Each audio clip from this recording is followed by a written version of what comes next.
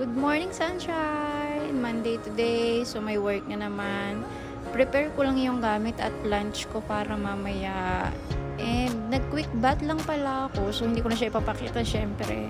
So yan, prepare lang ako for myself. Hindi nga pala ako naglalagay ng any cosmetics ngayon kasi nagka-allergy ako last time. So ayan, finish! Tara na!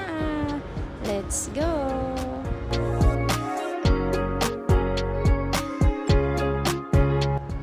Alam nyo guys, ito lang talaga yung tinakatamaran ko sa umaga, yung maglalakad talaga ako sa hagdan kasi napakainit. So ayan na, pupunta na tayo sa Dubai side and voila, Dubai na tayo. So guys, samahan nyo na ako, sakay na tayo, tara!